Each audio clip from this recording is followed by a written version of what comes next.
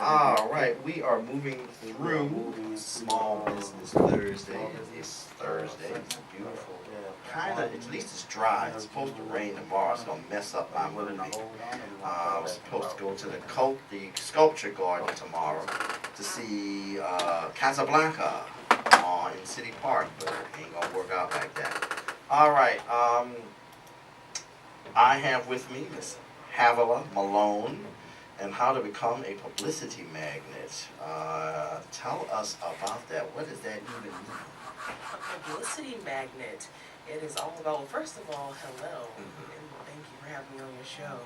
But when you talk about being a publicity magnet, it's the type of person that can attract opportunities into their life, and you can do that easily. It's really by being authentically you and by offering something of value to an audience. So you may have a service, a product, a message that you're trying to get out there, especially people who are in business. And so for you to be able to do that and be able to get onto television. I want to thank Sally Ann Roberts and Eric Paulson. We had an interview this morning on WWL-TV, so I want to thank them all for having me on. But it's about really getting your message out to the world. Well, you wrote a book on this, how to be a, and what are some of the ways, what kind of mindset do you have to be to get your word out? What can you do? Certainly. You know, the biggest thing is to have a mindset of that of a servant. A lot of times we go into things and we're thinking about, oh, this is what I need or what's in it for me. But when you approach an outlet, and whether it's even a show like yours, it's about what is the audience at that who's listening to that show, what do they need? And how is what I have of value to them?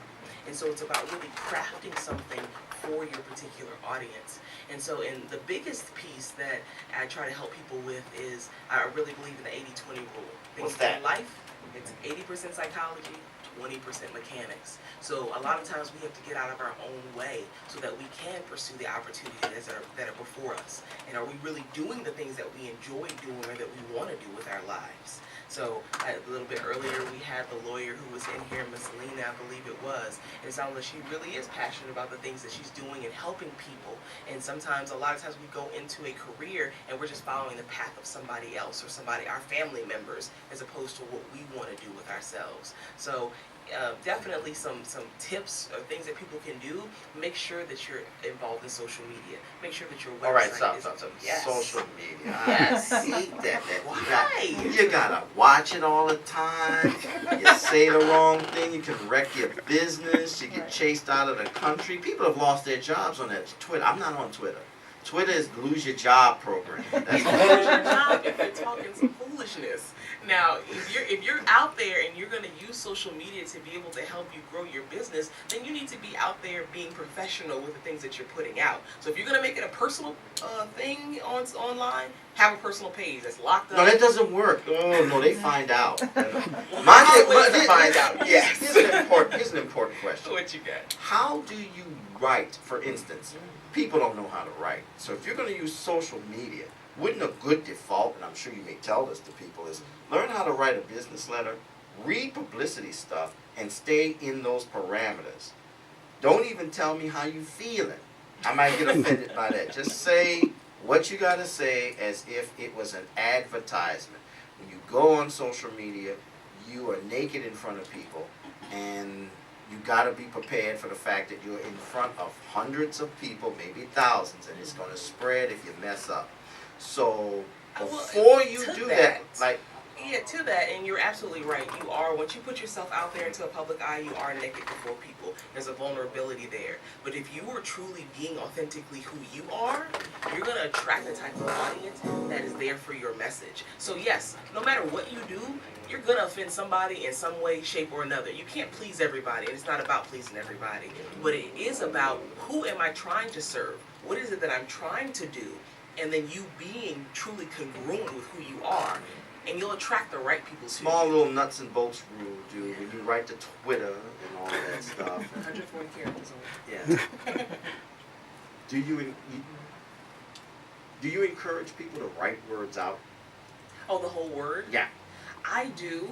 And then, of course, there's exceptions to every rule, because with Twitter, you only have 140 characters to be able to get something out. So you want to make sure it's short, concise, to the point. But sometimes if you want to use the number 2 as opposed to the word TO, I mean, there are some things that are acceptable, or the number 4 as opposed to spelling it out. You're in the show business. You know about television. Yes. When you make a YouTube video, it might help you to buy a light kit. Oh my goodness. And make it look good, because I've seen lighting, YouTube audio videos that are hard, like they've been shot in a closet. You can't see anything, and it's awful. So when you do that and you're selling food, or you're selling a process, or you're selling yourself, it's got to look as good as if it's television. Oh my goodness. And I highly encourage people to start putting clips out there of yourself, talking about what it is that you offer.